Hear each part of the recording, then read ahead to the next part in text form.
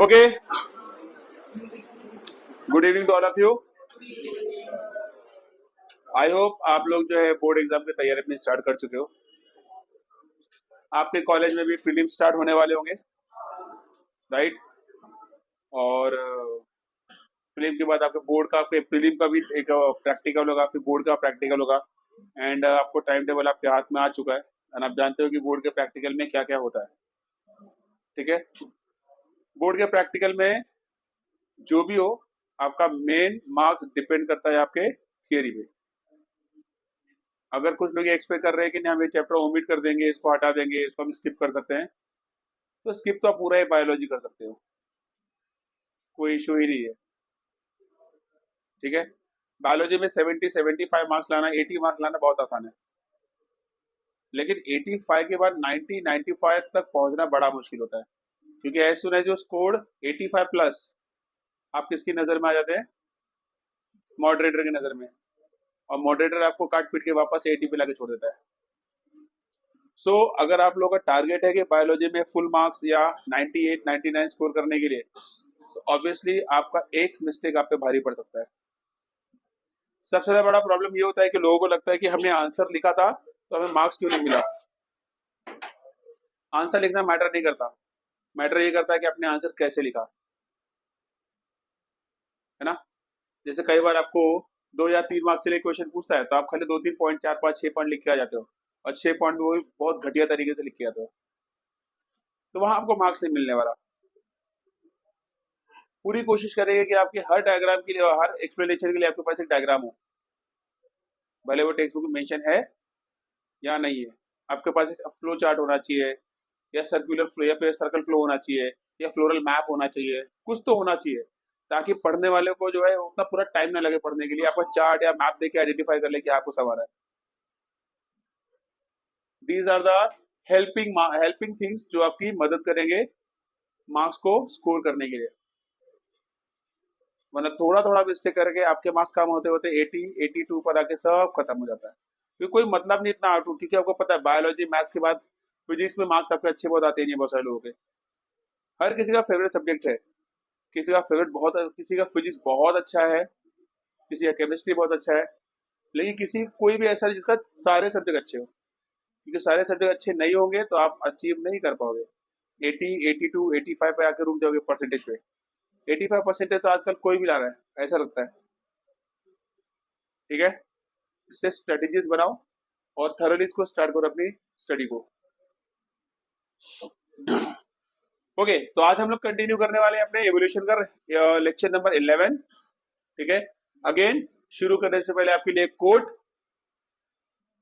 The only person you are destinated to become is the person you decide to be. आप future में वही बनेंगे, आप वही व्यक्ति बन सकते हैं, वही व्यक्ति या वही पर्सन बनेंगे जिसे आपने क्या किया था, डिसाइड किया था। For example, if I wanted to become the doctor APJ Abdul Kalam और मैंने उनके रास्तों को फॉलो किया है, तो ऑब्वियसली मैं उनके जैसा बन सकता हूँ। सो भविष्य में अगर आपको जो भी करना है फ्यूचर में, तो आपकी थिंकिंग, आपकी हर एक एक्टिविटी, आपका हर एक चीज उसी डायरेक्शन के लिए ही होना चाहिए। फॉर एग्जाम्पल, अगर यहाँ पे किसी को जो है एमबीबीएस करना है, तो उसका पूरा जितना भी सुबह मॉर्निंग से लेकर रात के सोने तक जो भी वो काम करेगा उस पर्सन, उसका हर एक्टिविटी में मेडिकल एफर्ट दिखना चाहिए। पढ़ते समय, सोते समय, हर चीज, जब ये जो भी बातें भी करे तो मेडिकल बातें होनी चाहिए, वरना बड़ा मुश्किल है फिर, क्योंकि जब तक आप अपने आप को उस एनवायरमेंट में अडेप्ट नहीं करोगे, आपके लिए अचीव करना बड़ा मुश्किल हो जाएगा, क्योंकि डिस्ट्रैक्शन तो आपके पास करोड़ों है, करोड़ों डिस्ट्रैक्शन है, लेकिन फोकस करने के लिए सिर्फ एक है, अपने माँ बाप का चेहरा याद करो, फोकस करो एंड गो अहेड। ठीक है,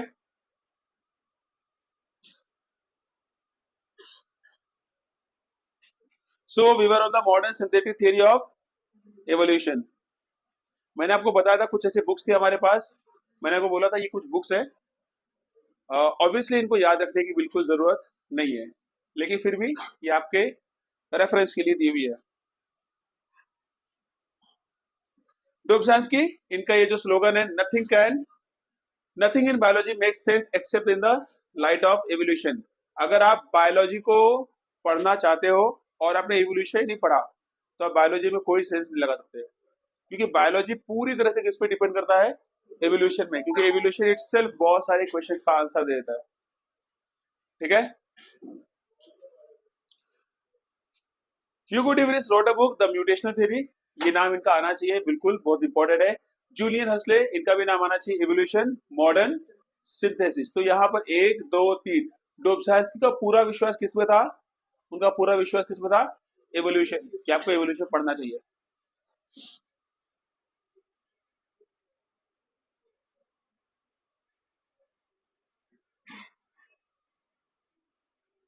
genetic variation, what do you mean bye genetic variation? Genetic variation का मतलब क्या होता है, जब आपके जीन में क्या होता है, वेरिएशन। अब देखो, जेनेटिक वेरिएशन की शुरुआत होती है एक्चुअली एक इंडिविजुअल से, किससे होती है, इंडिविजुअल से, लेकिन अगर हर इंडिविजुअल में जेनेटिक चेंजेस हो रहे हैं तो वो हो जाता है genetic changes in a population, correct? So it is the population that evolves, it is not the individual member. पूरी पॉपुलेशन इवॉल्व होती है इसके अंदर। फॉर एग्जांपल, जब हम हमारे जो एंसेस्टर थे जिसमें से मंकी, चीप, गोरिल्ला, चिंपैंजी सब आए, उनमें से हम भी तो आए थे, तो क्या अकेला कोई आया था? पूरी पॉपुलेशन डिसाइड की गई भाई ये पर्टिकुलर ऑर्गेनिज्म को, इस ऑर्गेनिज्म में क्या होना है, इवॉल्व होना है। ठीक है, the individuals role in the evolutionary process is to pass genetic variation to its offspring. Evolution occurs through the accumulation of genetic variation in the population over a long period of time. धीरे धीरे जो changes मेरे अंदर आए, मैं वो changes को next generation में पास ऑन करूंगा, उसके अंदर कुछ और चेंजेस ऐड होंगे, वो नेक्स्ट जनरेशन में और पास ऑन करेंगे, चेंजेस होते रहेंगे, वो changes next to next generation में ऐड ऑन होते जाएंगे। जब बहुत सारा चेंज एक साथ कलेक्ट होगा तो उससे एक नई स्पीशीज का फॉर्मेशन होता है, और उसी प्रोसेस को हम बोलते हैं evolution. Evolution is what? It is the formation of new species by the physical changes in the living organism for the several generation. Okay, एक किसी ऑर्गेनिज्म में जनरेशन चेंज हो रहे हैं, और उसके बाद काफी जनरेशन के बाद जो है एक नई स्पीशीज आती है, तो उसे हम क्या बोलते हैं, एवोल्यूशन। इसीलिए हम बोलते हैं ह्यूमन एवोल्यूशन, क्योंकि ह्यूमन इवॉल्व हुआ है, ह्यूमन एज इट इज नहीं था, वो भी किसी न किसी ऑर्गेनिज्म से क्या हुआ है, इवॉल्व हुआ है। तो उनके अंदर भी चेंजेस हुए, तब जाके हम आज इस कंडीशन में लोगों को दिखते हैं। Okay, the changes in the gene occurs in the following way.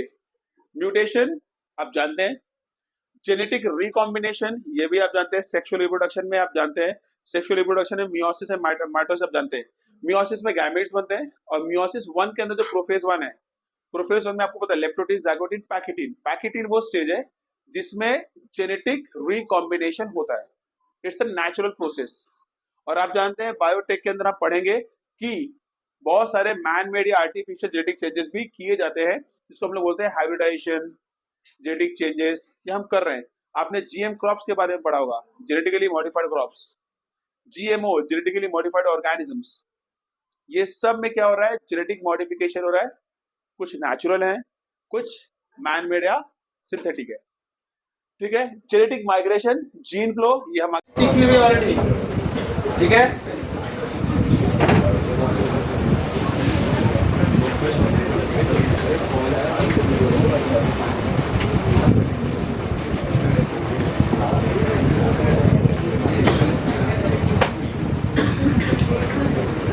Variation here. Polyploidy. मोनोप्लॉइडी और हैप्लॉइडी एंड डिप्लॉइडी तो कॉमन है। डिप्लॉइड तो जानते हैं जहाँ पे 2 सेट ऑफ क्रोमोसोम होता है। हैप्लॉइड जब ये डिप्लॉइड जो है मियोसिस से पार्टिसिपेट करेगा तो हैप्लॉइड बन जाते हैं, ये आप जानते हैं।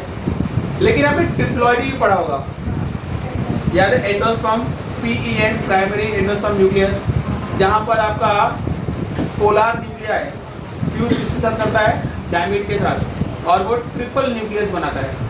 तो 3 उसमें हैप्लॉइड न्यूक्लियस और क्या बन गए, वो ट्रिप्लॉइडी बन जाते हैं। क्या बन जाते हैं वो, ट्रिप्लॉइडी। ठीक है, एक होता है टेट्राप्लॉइडी जहाँ पर कितने होंगे बेटा, 4 सेट ऑफ क्रोमोसोम। अरे होता है पेंटाप्लॉइडी, हेक्साप्लॉइडी, ऐसे बहुत सारे होते हैं जिनको हम लोग क्या बोलते हैं, ऑटियो पॉलीप्लॉइडी। अपने आप क्रोमोसोम के नंबर क्या होते हैं, ऐड होते चले जाते हैं।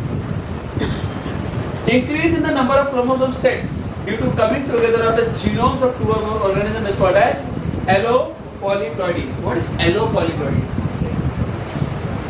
देखो, मान लीजिए एक एनिमल है, एक ऑर्गेनिज्म, ह्यूमन का एग्जांपल लेते हैं। ह्यूमन के पास एक सेल में कितने क्रोमोसोम होते हैं, 46।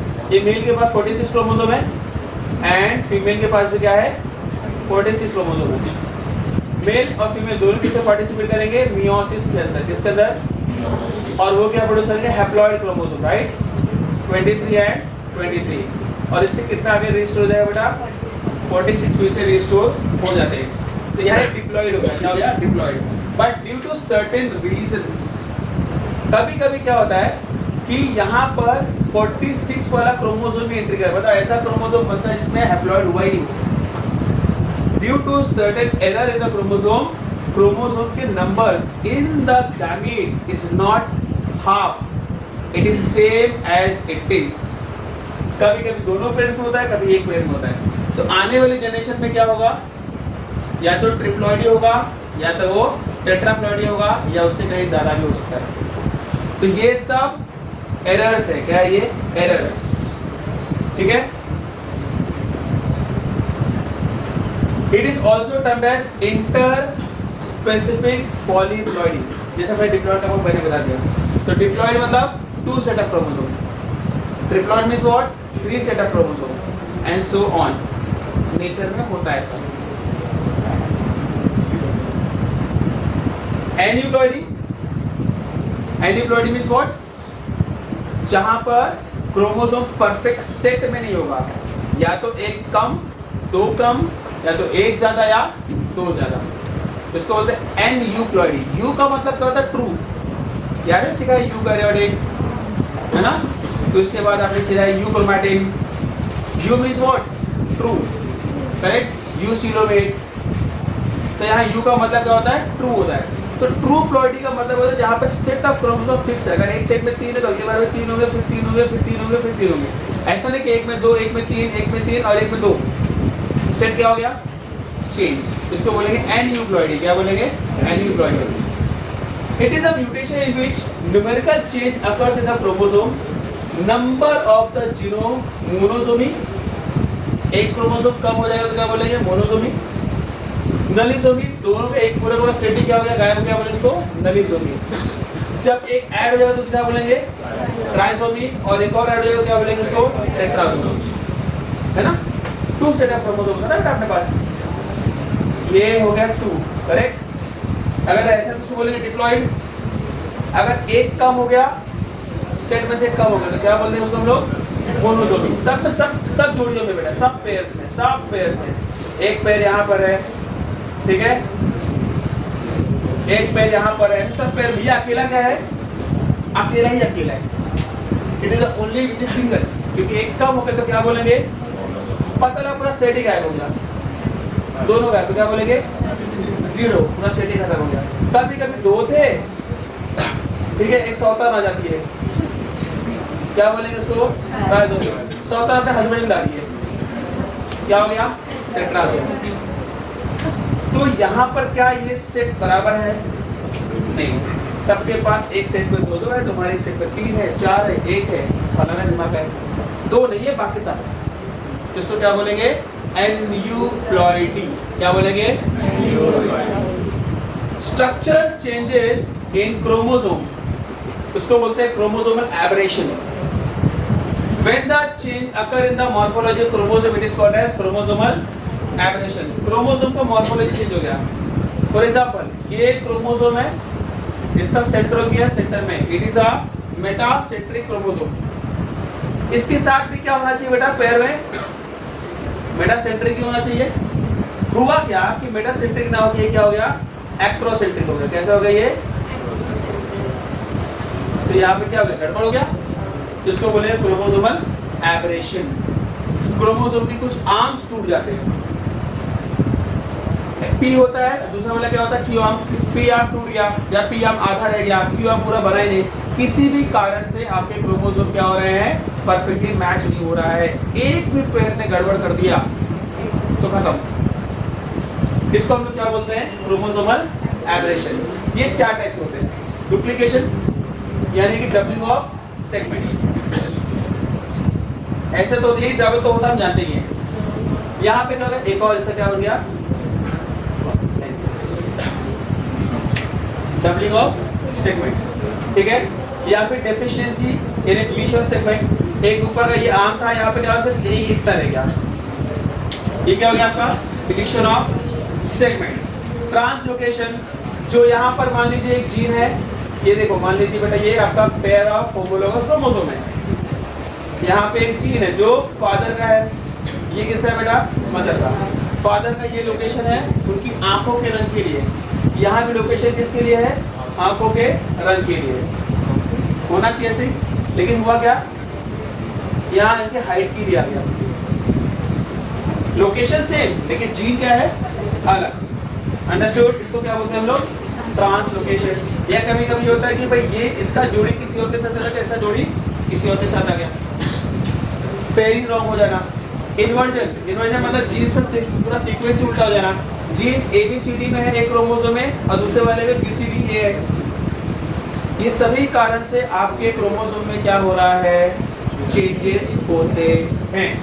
और यही चेंजेस जब लॉन्ग जनरेशन की तरफ जाता है, लंबे लंबे दूरियों तक, मतलब 100 generation, 1000 generation, lakhs of years हो रहा है, तो उससे धीरे धीरे क्या होता है, एक नई स्पीशीज का जन्म होता है। एनी डाउट, ठीक है।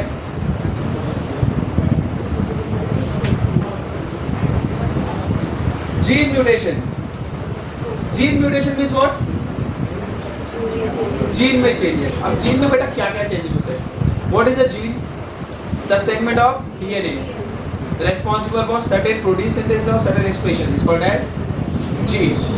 अब जीन में जब DNA की बात करोगे, मैं बोलता हूँ जीन DNA का हिस्सा है। DNA किसका बनता है, न्यूक्लियोटाइड है ना, A T G C, एक सीक्वेंस है, मान लीजिए A T T C C G, कुछ एक सीक्वेंस है और ये नॉर्मल ये सब में होना चाहिए। अचानक से क्या हुआ, इसके अंदर कुछ चेंज हो गया, यहाँ G की जगह क्या आ गया, A, गड़बड़ हो गई, इसको बोलेंगे जेनेटिक म्यूटेशन, ठीक है। DNA में A के साथ क्या होता है, T, सॉरी A के साथ T होता है, G के साथ क्या होता है, C। हुआ क्या कि A के साथ आ गया C, G के साथ आ गया T, रॉन्ग पेयरिंग, ये भी जेनेटिक म्यूटेशन हो गया। तो ये देखो यहाँ पे बोला ट्रिप्लेट कोडॉन है सब, क्या ये ट्रिप्लेट कोडॉन, यहाँ A की जगह A U हो गया, कोडॉन चेंज, समझ में आ रहा है। हो सकता है पूरा कोडॉन ही निकल जाए, हो सकता है एक्स्ट्रा कोडॉन क्या हो जाए, ऐड भी हो जाए। तो deletion of gene, addition of gene, changes in gene, cross linking of gene, ये सब हो रहा है। ये सब किसके पार्ट है, जेनेटिक म्यूटेशन के पार्ट है। किसके पार्ट है, genetic mutation. When the changes are in gene structure and expression due to addition, deletion, substitution, मतलब इसकी जगह वो आ गया, ठीक है, और inversion, exchange गड़बड़ हो गया, of nucleotides, these all are called as gene mutations. The frequency of gene mutation varies from gene to gene. कुछ जीन ऐसे होते हैं जो जल्दी म्यूटेट नहीं होते, कुछ जीन ऐसे होते हैं जो म्यूटेट होते रहते हैं, ठीक है। जैसे कि उंगलियों का शेप, जो जीन हमारी उंगलियों का शेप देता है वो तो हर किसी का अलग अलग होता है, पैरों की या हाथों की अलग अलग होता है, इनमें म्यूटेशन थोड़ा थोड़ा होता रहता है। लेकिन उंगलियों का शेप का म्यूटेशन होगा, लेकिन उंगलियों का पोजीशन का म्यूटेशन जनरली नहीं होता कि अंगूठा पहले, अंगूठा लास्ट में आ गया, कान उंगली पहले आ गई। ऐसे पॉसिबल, ऑब्वियसली पॉसिबल है, लेकिन अभी तक ऐसा हुआ नहीं है फिलहाल, मैंने तो पर्सनली देखा। हो सकता है म्यूटेशन में कभी ये भी हो सकता है, नाक का शेप सबका अलग अलग हो सकता है, लेकिन पोजीशन क्या होती है सेम। बट कभी कभी देखा पोजीशन में अलग हो जाती है, कहते हैं पोजीशन अलग हो जाती है, समझा। कुछ कान यहाँ ना होके यहाँ पे डेवलप होते हैं, यहाँ पे ये पार्ट कान है, खड्डा है, ओपनिंग है, लेकिन ये आउटर पीना यहाँ डेवलप हो रहा है। ऐसे केसेस भी होते हैं, समझा आपको? A doubt?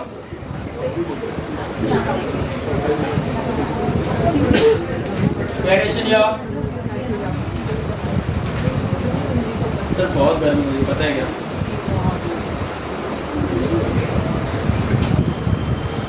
और तीनों जो बैठे हुए ना यहाँ पर, कर बंदे को मत करो ऐसा यार, मत करो।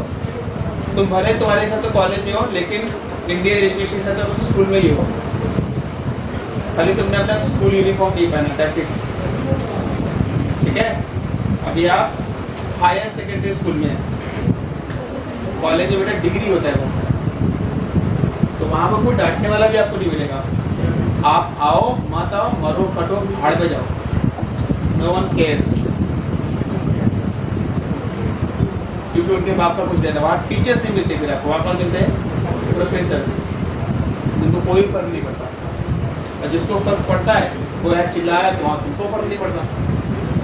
And life is so complicated ना, जो आपकी केयर करता है आप उसकी केयर कभी नहीं करते, और आप उसकी केयर करते जो आपकी केयर नहीं करता। How stupid human is.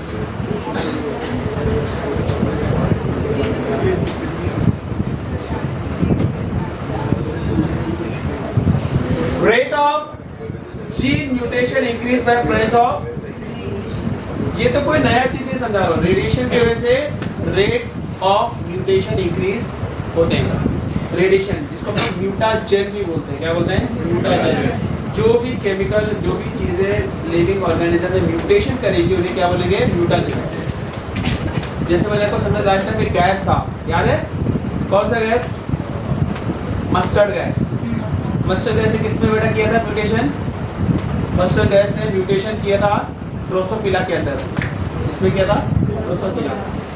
Radiation भी क्या करता है? म्यूटेशन करता है। Certain chemicals also cause mutation. Mutation होते हैं। Mutated genes add new alleles to the gene pool. जितने भी जीन है उसमें नए allele. What do you mean by allele? Alleles क्या होते हैं? What are alleles? Different forms of a gene. एक जीन के अलग अलग जो फॉर्म होते हैं उन्हें लोग क्या बोलते हैं? एलील। जैसे एक जीन है हाइट, तो सबकी हाइट अलग अलग है, तो एक ही जीन के अलग अलग क्या है हमारे पास? एलील। एक है मेरे पास जीन जो है स्किन कलर का जीन है, तो स्किन कलर के जीन में क्या मिलेगा? दुनिया भर के स्किन कलर मिलेंगे आपको। तो एक ही जीन में जो वेरिएशन है उसको हम लोग क्या बोलते हैं? Alleles, right? हम लोगों ने मल्टीपल एलील पढ़ा हुआ है।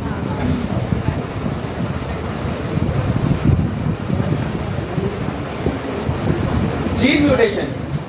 What is gene pool? Gene pool का मतलब होता है it is the summation of all the gene present in organism. एक ऑर्गेनिज्म में मतलब जितने भी जीन है जब उसको हम कलेक्ट करते हैं तो उसको हम लोग क्या बोलते हैं? जीन पूल, ठीक है? It is the gene pool that evolves as new individual, that is alleles are added और रिमूव्ड। या तो एलील ऐड होंगे या तो एलील्स क्या हो जाएंगे? निकल जाएंगे। एलील का ऐड होना जीन ऐड होना ही होता है, एलील का निकल जाना भी जीन का निकल जाना ही कहलाता है। मान लीजिए एक ऐसा है जिसमें कि मान लेते हैं जो फेयर स्किन है, स्किन टोन 1 2 3 वाली स्टडी की, वो जीन रिमूव हो गया, पूरी पॉपुलेशन तो जीन ही क्या हो गया? रिमूव। यानी आने वाली जनरेशन में वो जीन मिलने वाले ही नहीं है, एलील ही नहीं मिलेगा बेटा, वो एलील होगा ही नहीं। बाकी स्किन कलर हो गए लेकिन वो नहीं होगा, तो इससे क्या हुआ? म्यूटेशन हुआ कि नहीं? म्यूटेशन, समझा? वही बोल रहा हूँ मैं। The accumulation of many mutations may add up to large scale changes which finally lead to the formation of new species. थोड़े थोड़े चेंजेस होते रहेंगे, थोड़े थोड़े चेंजेस होते रहेंगे, फाइनली नए स्पीशीज आ जाएगा। इसको समझने के लिए आपको अचार वाला एग्जांपल मैंने आपको दिया था। अचार का हिस्ट्री क्या है? किसी की डिमांड होगी भाई मुझे ऑफ सीजन में भी क्या करना है? कच्चा केरी खाना है, तो कच्चा केरी खाने के लिए लोगों ने बोला भाई कैसे करेगा, प्लान करते हैं, वरना राजा तो मारा लेगा अगले साल। तो वहाँ पे जो पढ़े लिखे विद्वान थे उन्होंने क्या किया होगा, उन्होंने आम को काटा और रख दिया, लेकिन तो सड़ गया, फंगस लग गया। फंगस क्यों लगा, रीजन निकाला मॉइस्चर है, तो मॉइस्चर निकालो। मॉइस्चर निकालने के बाद में फंगस लग गया, क्यों? क्योंकि इसका इंटरनल मॉइस्चर है और अभी भी वो मॉइस्चर की वजह से फंगस लग रहा है। तो क्या डालो, नमक लगाओ। नमक इतना ज़्यादा कर दो कि फंगस अगर ग्रो भी करेगा तो फंगस के सेल डैमेज हो जाएंगे, इतना ज़्यादा सलाइन होना चाहिए। तो नमक के पानी में डुबा कर दिया, सारा मॉइस्चर निकलेगा, ठीक है। फिर बोलेंगे ठीक है, लेकिन उसके बाद में क्या होता है, कुछ कीड़े आ जाते हैं उसके ऊपर, तो क्या लगा दो, हल्दी, कीड़े नहीं आएंगे। तो इससे क्या बन गया आपका आम, अब आप क्या कर सकते हो, साल 2 साल आराम से रख के इसको खा सकते हो। किसी ने बोला काम करते हैं, आम बहुत ड्राई हो जाता है, लेकिन सूखने के बाद दांतों से कटता नहीं है, पानी डाल नहीं सकते, तो ऑप्शन के बाद तेल डाल दो। क्या डाल दो, तेल। एक नया चेंजेस कर दिया, किसी को तेल डालने का तो मसाले भी डाल दो, फिर मसाला डाल दो, ये डाल दो, दुनिया भर की चीज़ें करते करते हमारे पास आम का नया वैरायटी क्या आ गया, अचार। चेंजेस होते चले गए ना, थोड़ा थोड़ा थोड़ा थोड़ा, इससे हमें नई स्पीच आ गई। फिर लोगों ने कहा आम को निकालो, उसमें आंवला डाल दो, ये डाल दो, वो डाल दो, तो इससे नया नया। शुरुआत में अचार बनना बड़ा मुश्किल था, लेकिन एक बार अचार बना तो दुनिया भर के अचार बनने शुरू हो गए, राइट। वैसे ही इवोल्यूशन हुआ है। लाइफ का आना बिगिनिंग में क्या था, बड़ा मुश्किल था, एक बार लाइफ आ गई तो इवोल्यूशन रेट अपने आप क्या हो गया, फास्ट होता चला गया।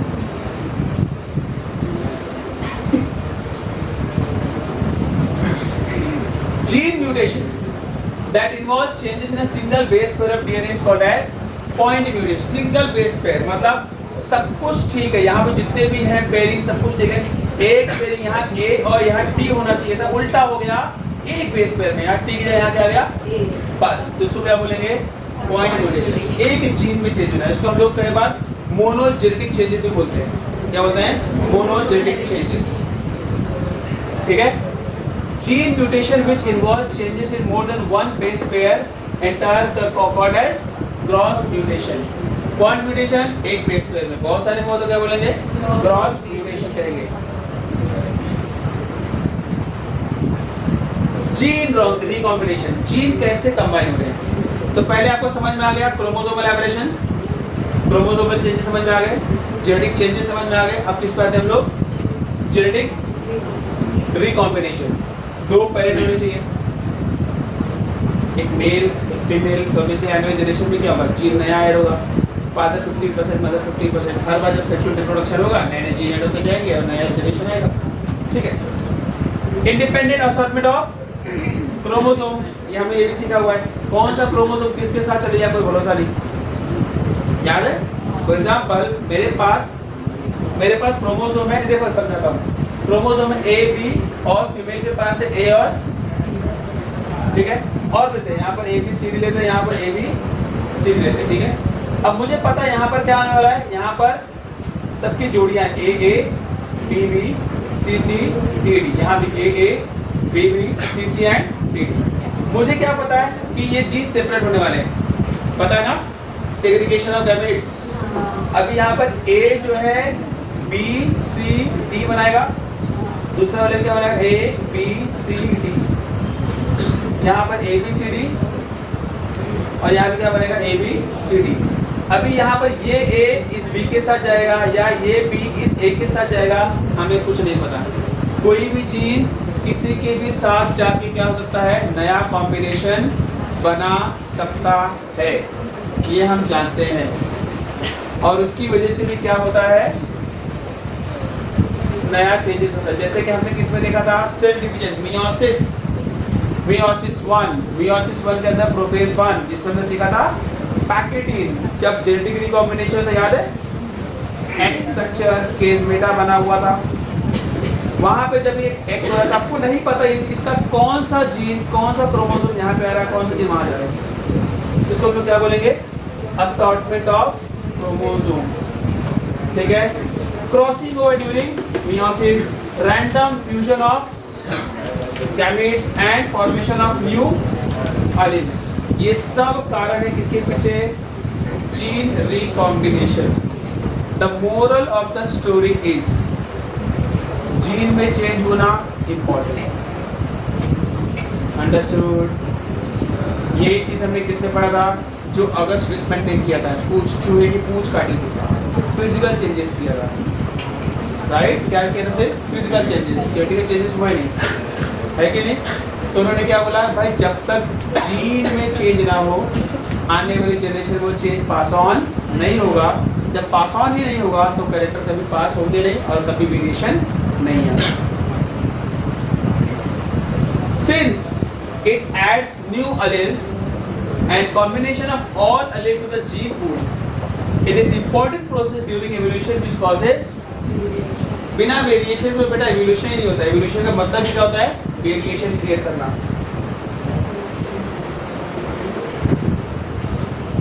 जीन माइग्रेशन ये बड़ा इंपॉर्टेंट है। जीन का माइग्रेट होना है, एक पढ़िए देखिए। The movement of individual from one place to another place is called as migration. If the migrating individual breed with the new population, with the immigrant will add new allele to the local gene pool of the host population. This is called as gene migration. सुना NRIs, non residential of India. मैं हूँ, मान लो मैं चले गया Japan, ठीक है, मुझे जापान का एनवायरनमेंट बहुत अच्छा लगा, मैं वहीं पे शादी किया, वहीं सेटल हो गया, राइट। तो मेरे पास जो जीन है वो उस लोकेलिटी के लिए नया है, राइट। तो मेरा जीन इंडिया से माइग्रेट होकर कहाँ चला गया, जापान। तो वहाँ पर उस लोकल जीन पूल में नया एलील क्या होने वाला है, ऐड होने वाला है। This is called as genetic migration और gene flow. Understood? Sometimes two population of a species which was separated come close due to migration. जैसे आपको पता है हमारे क्लोज रिलेटिव कौन है, अफ्रीकन से।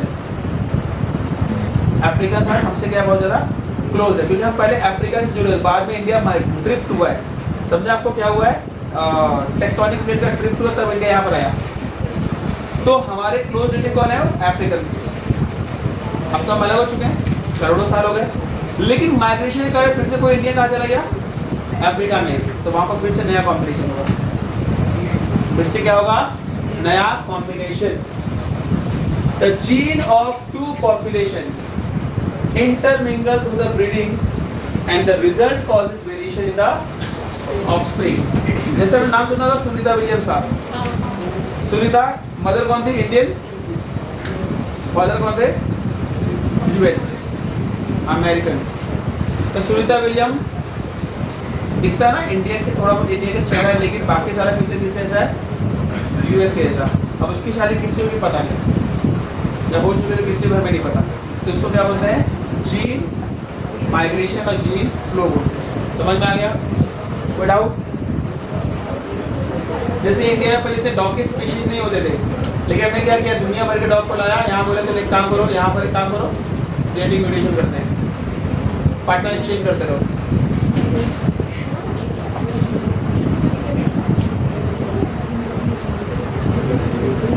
जेनेटिक ड्रिफ्ट, ये ध्यान देना, it is drastic change in the allele frequency due to some chance event और when the population size become very small. देखो, it operate irrespective of adaptative value of trait. यहाँ पर अलग अलग हो रहा है, देखो, migration to a new place, natural calamity, excessive hitting. For example समझाता हूँ, देखो किसी जंगल का एग्जांपल लीजिए जहाँ पे बहुत सारे अलग अलग एनिमल्स रहते हैं। टाइगर भी है, मैं शिकार, जिसका हम शिकार करते हैं, टाइगर काम करते हैं, डियर करते हैं। हमने क्या किया, इतना सारा हंटिंग कर दिया ना कि लगभग टाइगर खत्म हो गए, राइट। टाइगर में कोई अलग अलग स्पीशीज होती है, पता ना आपको, ये टाइगर वो टाइगर। तो यहाँ पे बहुत सारे टाइगर मार दिए, वहाँ पे भी टाइगर मार दिए। अब जो बचे कुछ टाइगर है, थोड़ी सी पॉपुलेशन, वो इन सर्च ऑफ पार्टनर वहाँ जाएंगे, वो यहाँ आएंगे। तो फिर से क्या हुआ, तो अलग अलग माइग्रेटरी एनिमल्स क्या करेंगे, ब्रीड करेंगे। हुआ ना, इसको हम लोग क्या बोलते हैं, जेनेटिक ड्रिफ्ट। क्या बोलेंगे, जेनेटिक ड्रिफ्ट। या मान लीजिए कि जहाँ पर आज हमारी पॉपुलेशन है 10-15 लाख लोग हैं मान लीजिए, वहाँ पर कुछ ऐसा था, वोल्केनिक इरप्शन होता है, वोल्केनो एक्टिव हो गया, हमें वो पूरा एरिया खाली करके जाना पड़ेगा। तो वहाँ पर बहुत सारे लोग तो मर जाएंगे, पहली बात पता रहेगा नहीं, रात कुछ हुआ, हाँ बहुत सारे लोग मर गए, जो बच गए उनको पता भी आना मुश्किल है, they will migrate to the new place. या हो सकता है वहाँ भी कुछ हुआ तो दोनों माइग्रेट करेंगे नए प्लेस पे, तो अपने जेनेटिक अपने जीन को क्या करेंगे, कंबाइन करेंगे। इससे भी क्या होता है, जेनेटिक ट्रिक होता है। तो जेनेटिक ट्रिक किसकी वजह से हो रहा है, यहाँ पर नेचुरल कैलामिटी की वजह से हो रहा है, एक्सेसिव की वजह से हो रहा है, या फिर सिंपल माइग्रेशन की वजह से भी होता है। क्लियर है टॉपिक, ठीक है।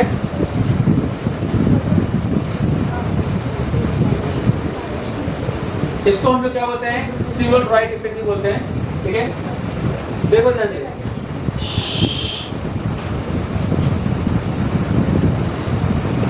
यहाँ पे दो इफेक्ट मिलेगा, फाउंडर इफेक्ट, बॉटल नेक इफेक्ट। बहुत इंपॉर्टेंट है board point of view, Maharaj board का फेवरेट क्वेश्चन में से एक है, ठीक है। Founder effect and bottle neck effect. Founder effect देखो, it is an important example of genetic drift in human population. It is noted that when a small group of persons, जिन्हें हम लोग क्या बोल देंगे, फाउंडर्स, नए लोग हैं, small group of persons, leave their home to find a new settlement, the population and new settlement may have different genotypes. जो कुछ लोग गए हैं वहाँ पे, वहाँ उनका अपना कुछ अलग ही जीनोटाइप है, और जो यहाँ से अपना नया जीनोटाइप लेकर गए हैं। The population and new settlement may have different genotype frequencies from that of parent population. जो ये लेकर गए हैं, भाई हम सब ह्यूमन हैं, हम सब लगभग सिमिलर, लेकिन फिर भी यहाँ पर वेरिएशन है ना। तो मैं मान लीजिए मैं इंडियन हूँ, मैं कहाँ चला तो जापान पे जाता हूँ, जापान में फेवरेट कंट्री है, 2050 में जी रहा है, सुना है ना। मैं जापानी की बोलता हूँ क्योंकि जापान फेवरेट इसलिए है, पहला क्योंकि एक तो वहाँ बुलेट ट्रेन है सबसे ज़बरदस्त, और वहाँ पर उनके जितने फ़ोन मतलब जापान में जितने फ़ोन है सब 100% वाटरप्रूफ है, क्योंकि लोग फ़ोन छोड़ते ही नहीं है, पानी में तैर रहे तो फ़ोन ले जाएंगे, ठीक है। तीसरा, वहाँ बोलते हैं ट्रेन में एक्यूरेट टाइम पे आती है, कि ऐसा नहीं है, बता दो ऐसा नहीं है, ठीक है। सबसे इम्पोर्टेंट वो बड़े ही तमीज़ वाले लोग होते हैं, सिस्टमैटिक, हर बात के लिए सॉरी बोलना उनको आता है, और हर चीज़ में थैंक यू बोलने भी उनको आता है, ठीक है। अब पाँचों वो इंडिया के सबसे अच्छे दोस्तों में से एक है, ठीक है। और जापान पे क्या हुआ था, हिरोशिमा नागासाकी याद है ना, उससे हमको क्या मिलता है, एक लेसन मिलता है कि सब कुछ बर्बाद होने के बाद भी वो कंट्री आज प्राइड पे खड़ा हुआ है, ठीक है। और नज़दीक है ना, सस्ता पड़ता है, सब कुछ बहुत दूर नहीं एरिया से, सपना नहीं है, तो सपना नहीं है, मैं इंडिया से बाहर जाना ही नहीं चाहता। मेरा इंडिया इतना बड़ा ना बेटा, तो अगर मैं हर महीने एक जगह पे घूमने जाऊँ पूरी जिंदगी निकल जाएगी, लेकिन नहीं घूम पाऊँगा। इतनी जगह है यहाँ पे, लोग जा रहे बाहर घूमने के लिए, आपके जेब का पता नहीं, दूसरे जेब में चलो देखिए यहाँ पर, formation of different genotype in the new settlement is called as founders effect. नए सेटलमेंट में क्या मिल रहा है बेटा, डिफरेंट जीनोटाइप मिल रहा है, sometimes they form new species. देखो यहाँ पर कुछ ये लोग हैं, सब सेम तो नहीं हो सकते, सब सेम तो नहीं, कुछ अलग तो हो गए होंगे, राइट। उनमें से कुछ अलग है, यहाँ पर रहने लग गए, तो उसको हम क्या बोलेंगे, फाउंडर्स। क्या बोलेंगे, फाउंडर। पहली बार ये लोग यहाँ पर रहना शुरू करेंगे। दूसरा इसमें हम क्या सीखेंगे, बॉटल नेक इफेक्ट। ये देखिए, ये बड़ा इंटरेस्टिंग है। ये एक बॉटल है जिसमें छोटे छोटे बॉल्स भरे हुए हैं। ये बॉल्स पॉपुलेशन का रिप्रेजेंट होते हैं, ठीक है। आप क्या करते हो, पूरी बॉटल को शेक करते हो, मतलब पूरी की पॉपुलेशन पे क्या आ गई, बड़ी सी कैलामिटी आ गई। कुछ ही लोग खाली क्या आ पाएंगे, बाहर आ पाएंगे, बाकी सब उसके ऊपर लड़ते मरते रहेंगे। देखा है, अगर बॉटल को पटको जोर से तो कुछ ही बॉल निकलेंगे, बाकी सब उसमें क्रश होंगे, राइट। तो जो बाहर निकल गए वो क्या है, आपकी सर्वाइवल स्पीशीज है, जो बच गए। अगर सोचो, जो आज से 7 करोड़ साल पहले जो डायनासोर्स मरा था, इसकी वजह से अगर उन्होंने सारे एनिमल्स को मार दिया था, हम एग्जिस्ट नहीं करते, कुछ तो जिंदा थे ना। और किसी भी डिजास्टर में आज तक के रिकॉर्ड के हिसाब से किसी भी डिजास्टर में 100% डेथ किसी की नहीं हुई, चाहे वो एक टाइम पे गुजरात में आया हुआ अर्थक्वेक था कच्छ में, राइट, या फिर जो उड़ीसा में आया जो साइक्लोन था वो, या फिर हमारे यहाँ पर क्या बोलते हैं लातूर में आया हुआ अर्थक्वेक था वो। लातूर में सभी लोग नहीं मरे थे। इवन सुनामी भी आई थी, यार दुनिया में क्या आ चुकी है, सुनामी आई है ना, इंडिया में भी सुनामी आ चुकी है, क्या सब लोग मर गए? नहीं, सभी की डेथ नहीं होती है, कुछ लोग उसमें सेव हो जाते हैं, क्योंकि नेचर ने क्या किया है, उनको सिलेक्ट किया है कि तुम्हारी जनरेशन आगे बढ़ेगी। अंडरस्टूड? समझा आपको? तो इसको बोलते हैं बॉटलनेक। देखो, the term was introduced by Stebbins for annual and biannual cycle phenomenon of decrease and increase of the population of a site, the size of a population. When the population had declined, the population क्या हो रही है? कम हो रही है. The number of individual may reduce to the extent that a small group of population constituting the population become isolated and restricted in the distribution. Population कम होती चली जा रही है नेचुरल तरीके से, हम मैन मेड तरीके से नहीं, क्योंकि हमारे टाइम ने दुनिया से कुछ पक्षी को पूरा खत्म कर दिया, वो आएंगे भी नहीं। इस दुनिया से बहुत सारे एनिमल को एक्सटिंक्ट कर दिया, वो कभी नहीं आएंगे। ये मैन मेड एक्टिविटी है, मैं नेचुरल बात कर रहा हूँ। लगातार किसी कारण से पॉपुलेशन कम हो रही है, एक टाइम के बाद पॉपुलेशन इतनी रह जाती है कि वो मरते नहीं हैं, वो नहीं मरेंगे। जैसे आज से करोड़ों साल पहले जब डायनासोर के लिए जो हुआ था, उस टाइम पे पता है आपको जिम्नोस्पर्म दुनिया में सबसे ज्यादा है। कौन लीड कर रहे थे? Gymnosperms plant. एंजियोस्पर्म शुरू में नहीं हुए थे, जस्ट उनकी शुरुआत होने वाली थी, लेकिन आज भी जिम्नोस्पर्म एग्जिस्ट कर रहे हैं, क्योंकि सभी नहीं मरे, कम होते चले गए, मरते चले गए, लेकिन कुछ ऐसे थे जो ठीक थे, नहीं हम तो चाहिए। क्या नेचर ने बोला भाई तुम्हारी जनरेशन आगे बढ़ने वाली है, समझे आपको? ठीक है, तो वो क्या हो गए, वो अपनी जगह से आइसोलेट हो गए, वो रिस्ट्रिक्टेड हो गए।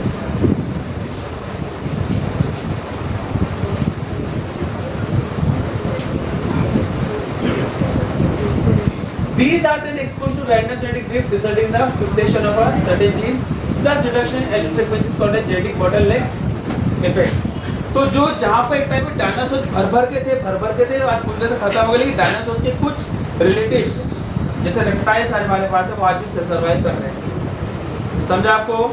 तो कोई भी पॉपुलेशन 100% खत्म नहीं होती, उसका कोई ना कोई तो फोर्थ सिस्टर एंड सिस्टर दुनिया भर के जिंदा बच जाते हैं।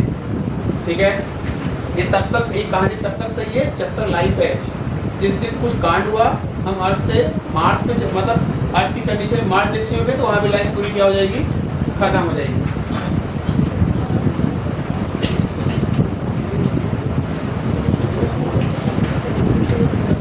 सिग्निफिकेंट जेनेटिक ड्रिफ्ट आपके नीड से हटा दिया गया है। ठीक है, आपके बोर्ड में है, आपके उसमें लिखा हुआ पढ़ रहे हैं, उसका सिग्निफिकेंट फायदा क्या है जेनेटिक ड्रिफ्ट का? फायदा क्या हो रहा है कॉमन से मेरा बेटा, कि जब भी जेनेटिक ड्रिफ्ट होगा तो नए नए जीन ऐड होंगे, नए एलील्स ऐड होंगे, नए एलील होगा तो वेरिएशन आएगा, variation lead to the evolution, और एवोल्यूशन जितना फास्ट होगा उतना ही ज़्यादा आपको क्या मिलेंगे, वैरायटी मिलेगी आपको दुनिया में। ये इसका मेन सिग्निफिकेंस है।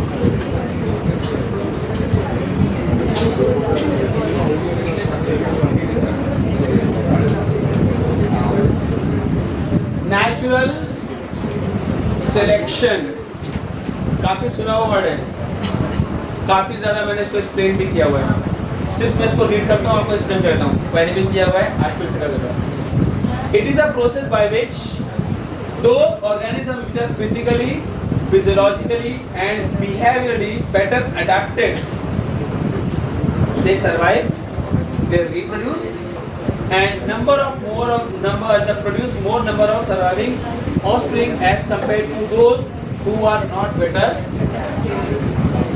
ये तो क्लियर हो गया, जो बेटर अडेप्टेड हैं वो सर्वाइव करेंगे, वो रिप्रोड्यूस करेंगे, और वो बेटर अडेप्टेड ऑफस्प्रिंग भी पैदा करेंगे उसके कंपेयर में जो बेटर अडेप्टेड नहीं है।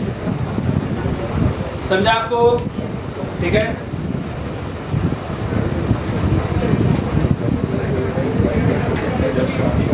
सिलेक्शन, देखो बोलो मत प्लीज, आप चाहो तो साइलेंट हैसी यूज कर सकते हो, साइलेंट मोड पे बातें कर सकते हो, like ultrasound.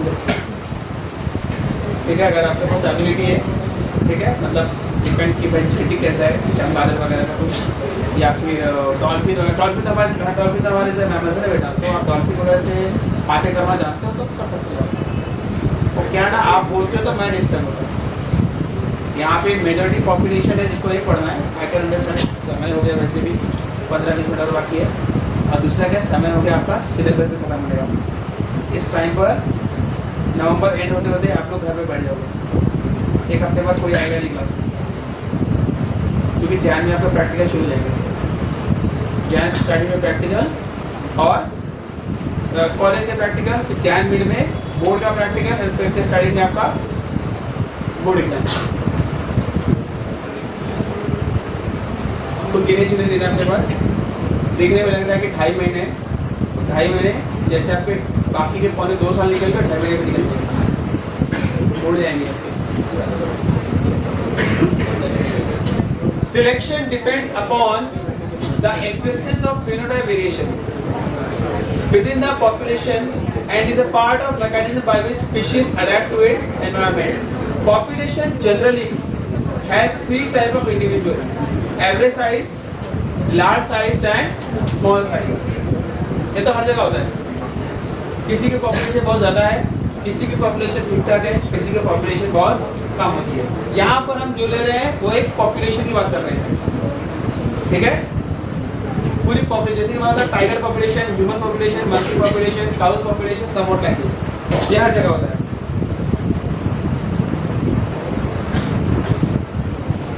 Types of natural selection: stabilising, directional and destructive. ये सब बोर्ड में है, सब बोर्ड में आपके। ये देखिए, ये आपके टेक्निक में दिया रहेगा सब, ठीक है, ध्यान देना। स्टेबलाइजिंग और नॉर्मलाइजिंग सिलेक्शन।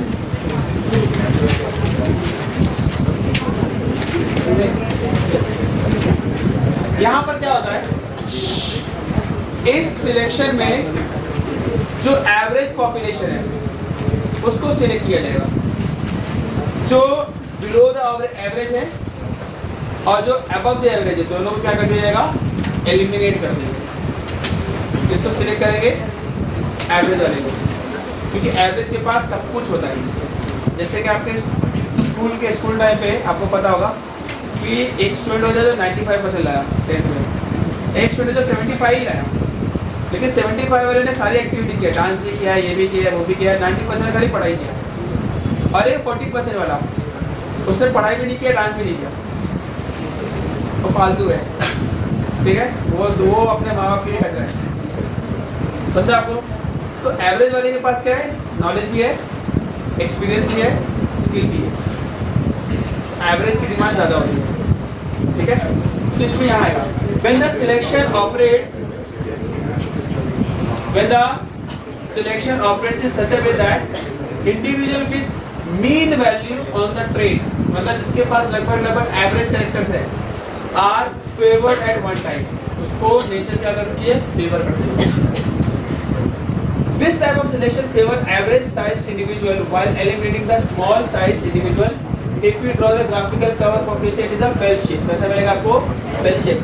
ये जो फोटोग्राफ लिया हुआ है ये NCERT का, ये इसका ये NCERT। It favors average individual and eliminates oversized as well as under specialized average चाहिए, जैसे ऑलराउंडर, ठीक है, जो सेंचुरी मार सकता है लेकिन 40-50 मार सकता है, जो 10 में 10 विकेट निकाल देगी, 3-4 विकेट निकाल लेता है, उसकी डिमांड ज़्यादा होगी क्या, ऑब्वियसली उसकी डिमांड ज़्यादा है, क्योंकि हमेशा कम आएगा। ये यहाँ पर इसको बोलते हैं नॉर्मलाइजिंग सिलेक्शन।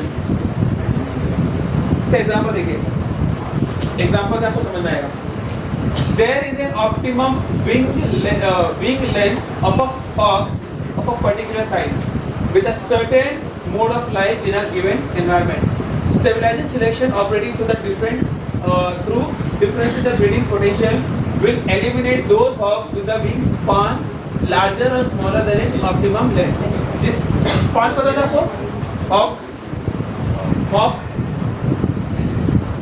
बाज, ईगल खानदान वाले, जिसके विंग्स बहुत बड़े हैं, वो भी खत्म हो गए क्योंकि इतने बड़े विंग तो लोग उनका शिकार करते थे बड़े, और इतनी बड़ी विंग की वजह से वजन ज़्यादा होता था, वो उड़ नहीं पा रहे थे बहुत हाइट पे।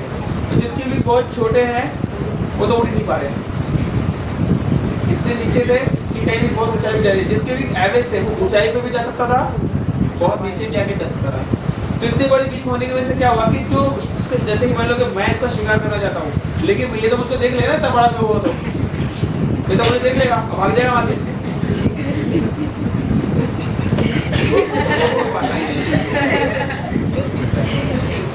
समझा आपको? और पता लगा कि मैं इसका शिकार कर रहा हूँ लेकिन मेरे विंग इतने छोटे में शिकार कर नहीं पाऊंगा, तो दोनों कैसे मर जाऊंगा, मेरी स्पीशीज में नहीं खाता। ठीक है,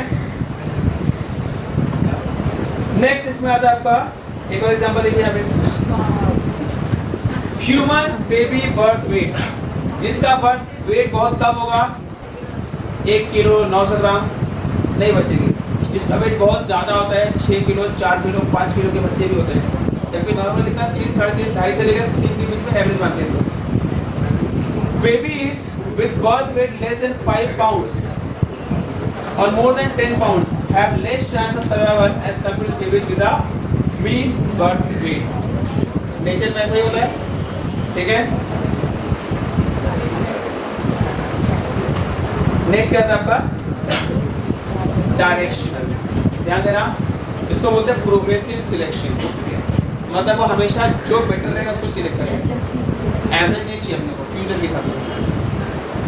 When the selection operates in such a way so that individual with an extreme value of trait are favored at one time.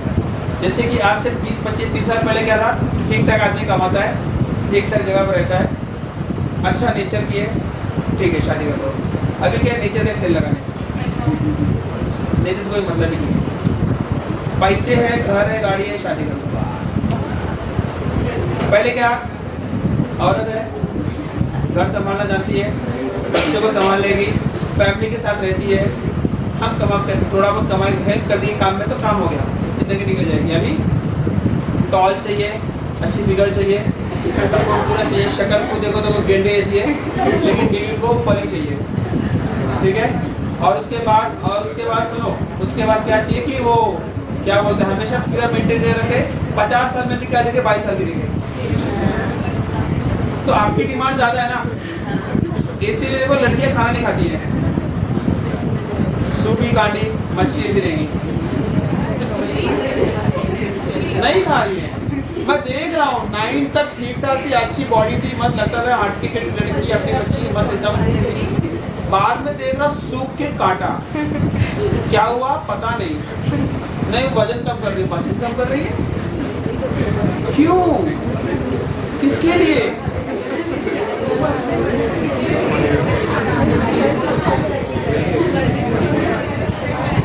So yeah, pay attention. तो जहां पर वैल्यू जिसकी एक्सट्रीम वैल्यू होगी उसको क्या करेंगे, उस तरफ आपका जेनेटिक्स क्या होगा, शिफ्ट होता है, नेचर को सिलेक्ट करते हैं। इन दिस सिलेक्शन ब्रो,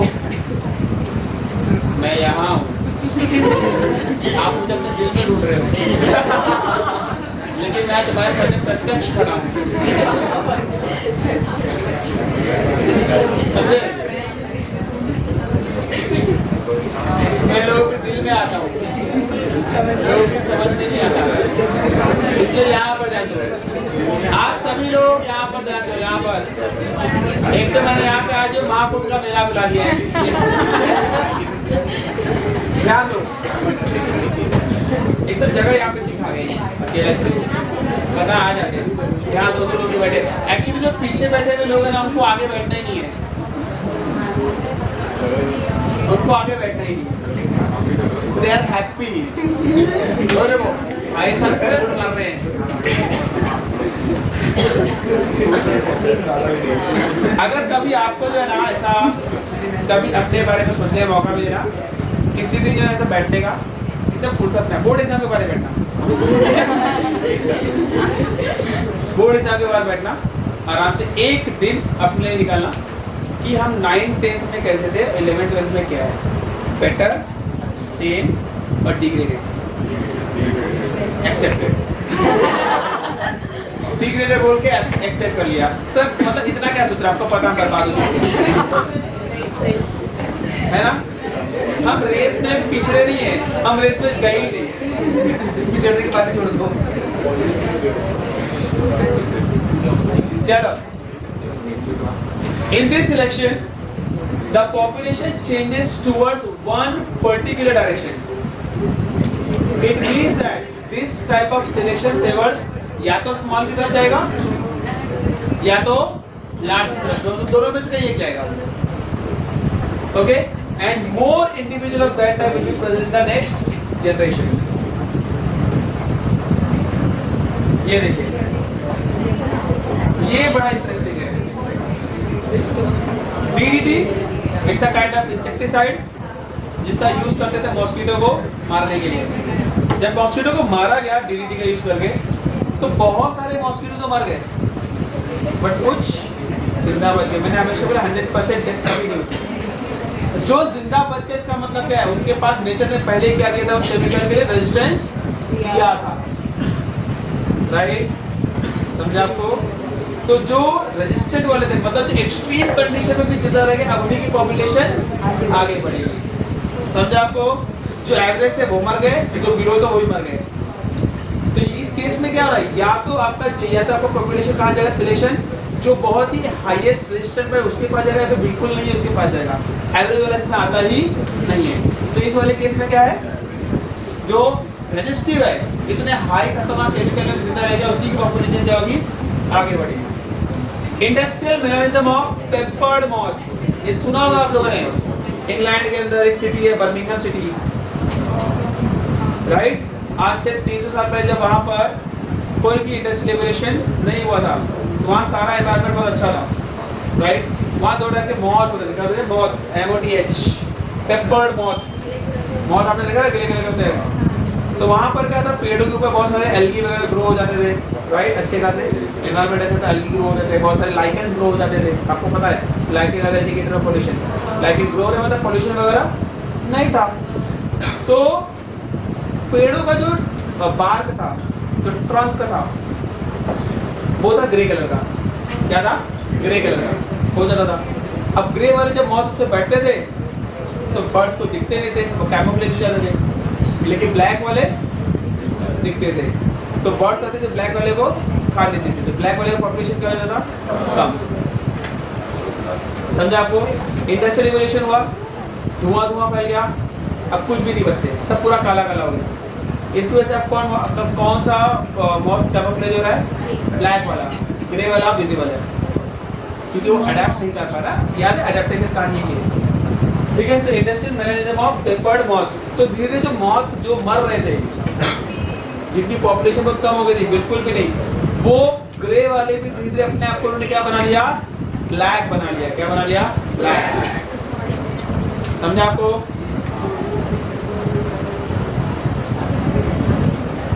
ये देखिए, डिस्ट्रक्टिव सिलेक्शन और डाइवर्सिफाइड सिलेक्शन, यहाँ पर दोनों को वैल्यू देंगे। पहले में क्या था, सिर्फ एवरेज को था। दूसरे केस में क्या था, या तो हाई या तो वेरी लो, एवरेज को नहीं। यहाँ पर हाई और लो दोनों को है, लेकिन एवरेज को अभी भी नहीं। यहाँ दोनों एक साथ है। देखो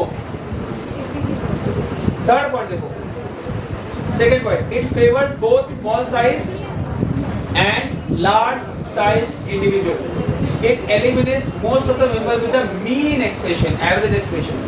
So produce two peaks in the distribution of the trait that they may lead to development of two different populations. Right? या तो जिसके पास बहुत सारे अच्छे कैरेक्टर हैं वो होते थे, जिसके पास लोग रहते हैं वो। यहाँ पे दोनों अच्छे वाले भी ग्रो होंगे, बहुत अच्छे वाले भी ग्रो, बहुत खराब वाले, एवरेज वाले मिलने वाले नहीं है। एवरेज में पहले एक ही चांस है। एग्जाम्पल देखिए, shell colour in marine limpet mollusks, stabilis and coworkers in the population of sunflower in the यहाँ पर over the 12 years। ठीक है, या तो सनफ्लावर बहुत ही क्या थे, छोटे साइज के थे, वो ग्रो हो रहे थे, या फिर सनफ्लावर बहुत बड़े साइज के थे, वो ग्रो हो रहे थे। जो एवरेज सनफ्लावर थे वो ग्रो ही नहीं हो रहे, 12 साल से उन्होंने देखा, तो इसको हम लोग क्या बोलते हैं, डिस्ट्रक्टिव सिलेक्शन। क्या बोलेंगे, डिस्ट्रक्टिव सिलेक्शन। ठीक है, या तो हाईली कलरफुल या तो बिल्कुल भी कलरफुल नहीं, एवरेज यही है।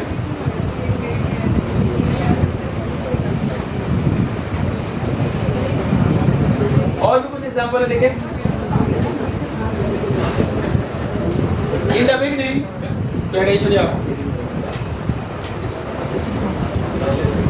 पे अटेंशन हियर,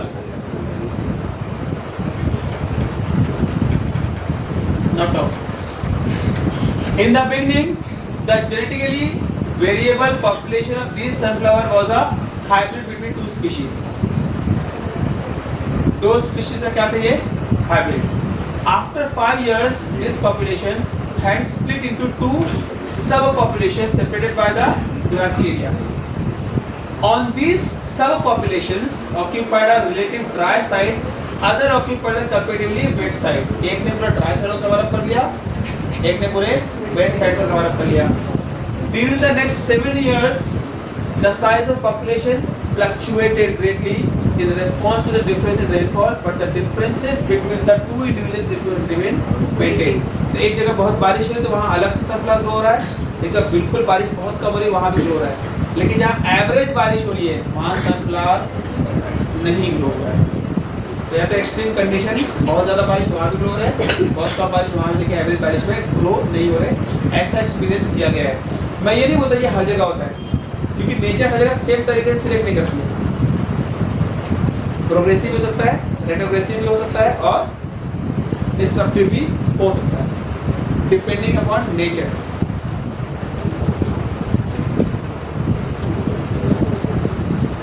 ये देख लीजिए, ठीक है।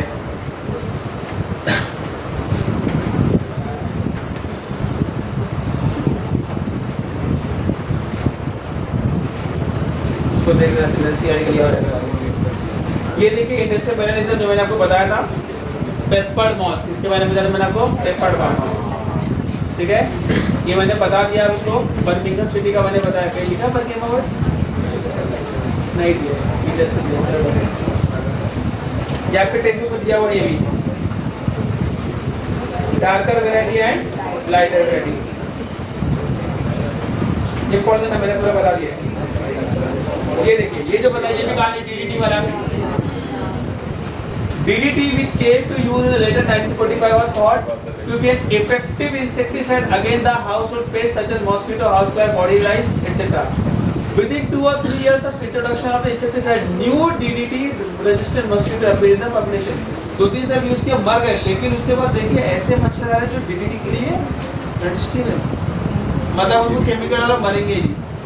तो अब अगर मच्छरों पे क्या मारो DDT, वो मरने वाले नहीं है, तो आपको नया केमिकल,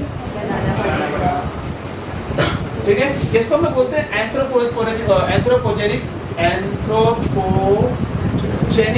एक्शन। क्या बोलते हैं, एंथ्रोपोजेनिक एक्शन, यानी कि मनुष्य की एक्टिविटी कारण, ह्यूमन की एक्टिविटी कारण पॉपुलेशन में चेंज होना। वरना अगर ह्यूमन अगर DDT यूज नहीं करता तो नेचुरली सब कुछ होते हैं, रेजिस्टेंट वैरायटी के होते हैं, नॉर्मल वैरायटी के होते हैं, और कमजोर वैरायटी के होते हैं, लेकिन ह्यूमन की वजह से क्या हुआ, अब सिर्फ कौन से, सिर्फ DDT रेजिस्टेंट वाले ही है, तो ह्यूमन को नया ढूंढना पड़ा। अब हम लोग क्या यूज करते हैं, काला हीट, कुछ टाइम के बाद ग्रीन हीट, कुछ टाइम के बाद व्हाइट हीट आने वाला है, सब ऐसे है, समझा आपको? हाँ, रेनबो हीट आई है, सब मालूम होना चाहिए क्या होता है। ओके, आजकल मैंने तो मेरे घर में देखा है, मैंने लगाया हुआ कॉइल है ना, इवापोरेटर, वेपराइजर, उसके ऊपर ही बैठा हुआ है।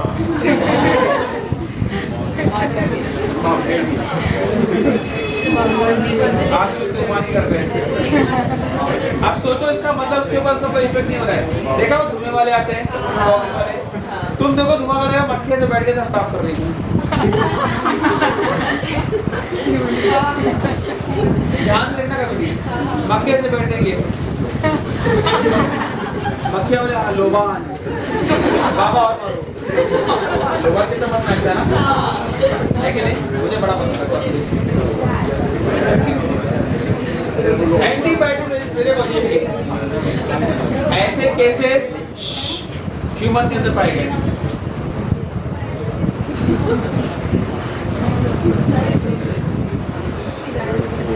आपने सुना होगा एंटीबायोटिक हमारे लिए बिल्कुल अच्छे नहीं होते लॉन्ग टर्म में। अगर आप कंटिन्यूसली एंटीबायोटिक खाते हो किसी स्पेसिफिक बैक्टीरिया के लिए, तो एक टाइम के बाद आपका बैक्टीरिया एंटीबायोटिक रेजिस्टेंट हो जाता है। यानी अगर आप उस एंटीबायोटिक खाओगे तो बैक्टीरिया को कुछ होने वाला नहीं है। समझा आपको? ठीक है, ये किया गया।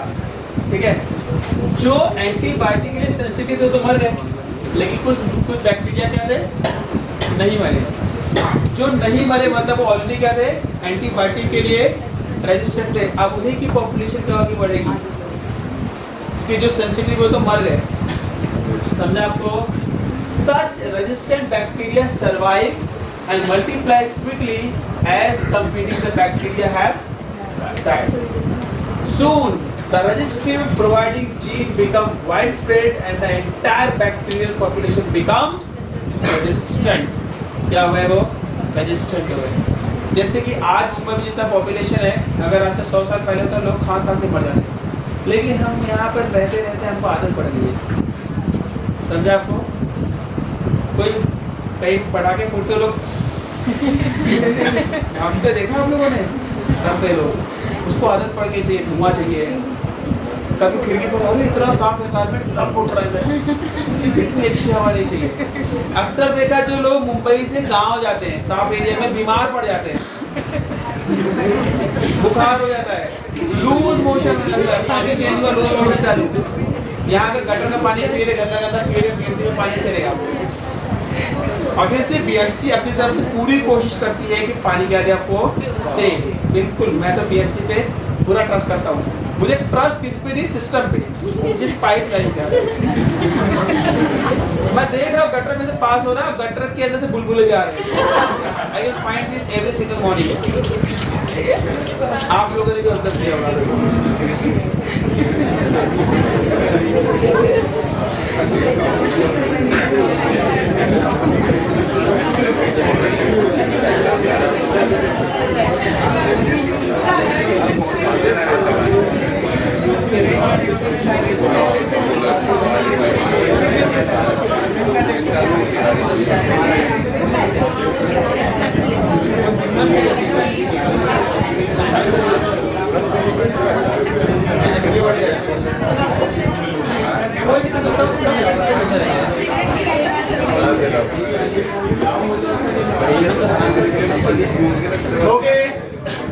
आपने सुना sickle cell anaemia? Sickle cell anaemia बहुत ही डेंजरस बीमारी है। कई सारे लोगों की इसमें डेथ होती है, नॉर्मली होता है। अगर ये बीमारी इतनी खतरनाक है तो over the course of evolution ये बीमारी आज तक गायब क्यों नहीं हुई? मैंने आपको समझाया था। सिकल सेल एनीमिया का एक फायदा भी है कि जिसको सिकल सेल एनीमिया होता है या the person suffering from sickle cell anaemia, उसे कभी मलेरिया नहीं होता। तो जिस एरिया में मच्छर बहुत ज़्यादा है, मलेरिया केसेस बहुत ज़्यादा है, डेंगू केसेस बहुत ज़्यादा है, उन लोगों को अक्सर क्या देखने को मिलता है, उनके अंदर क्या है, सिकल सेल एनीमिया। जो आपका अफ्रीकन कॉन्टिनेंट के लोग के अंदर जनरली ये जेनेटिकली फिक्स हो गया है, उनको सिकल सेल एनीमिया होता है, but it is not effective नहीं होता, वो कैरियर होते हैं उसके, क्या होते हैं वो कैरियर। क्योंकि उनको क्या करता है, बिकॉज आपको पता है मच्छर का जो इन्फेक्टिव स्टेज होता है उसका नाम क्या है, infective stage of mosquito is sporozoite. क्या है वो स्पोरोजोइड? आपके सिर पे आता है, राइट, फीडिंग के लिए आते हैं और वो अपना प्रोटोजोआ आपकी बॉडी में इंट्रोड्यूस कर देते हैं। कौन सा प्रोटोजोआ? प्लाज्मोडियम। प्लाज्मोडियम एंट्री करता है लीवर में, लीवर में क्या करता है, अपने आप को मल्टीप्लाई करता है और तोड़ के बाहर आता है और इम्पैक्ट करता है सीधे आपके आरबीसी पे। आरबीसी के अंदर भर क्या होता है, हेमोग्लोबिन। वो क्या करता है, ग्लोबिन पार्ट को खाता है, हेम पार्ट को छोड़ देता है, इसको बोलते हैं ट्रोफोजॉइड स्टेज। और बचा बचा हेमोग्लोबिन उसको बोलते हैं शेफरन डॉट स्टेज।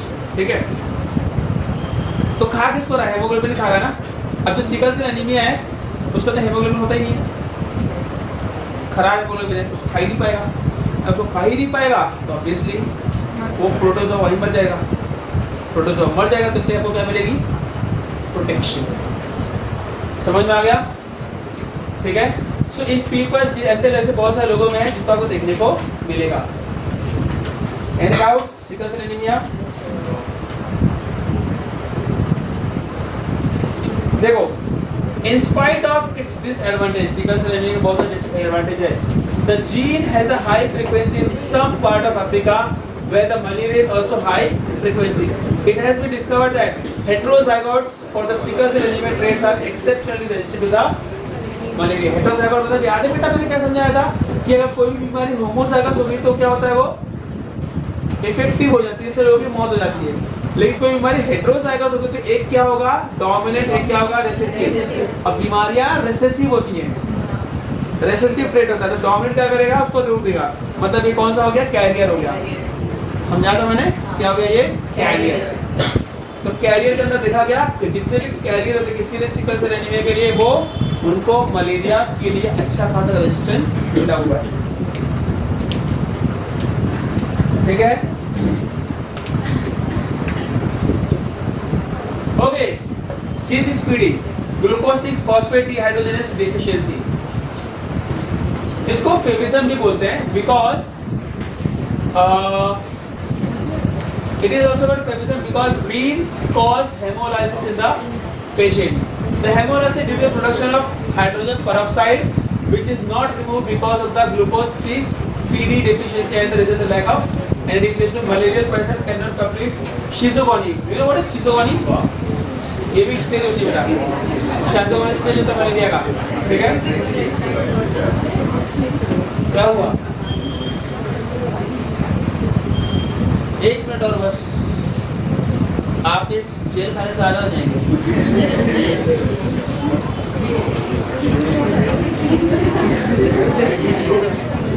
तो ग्लूकोज 6 फॉस्फेट की डेफिशिएंसी होती है, क्या होती है?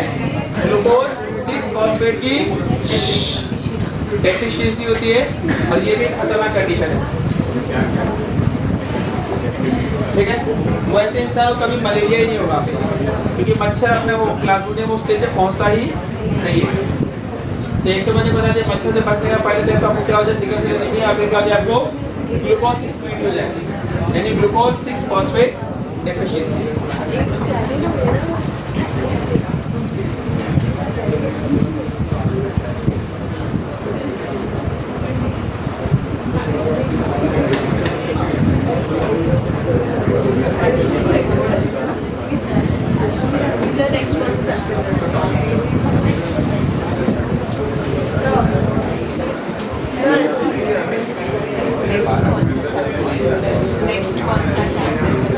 नेक्स्ट मैं नहीं पढ़ा रहा, सर बस पढ़ा।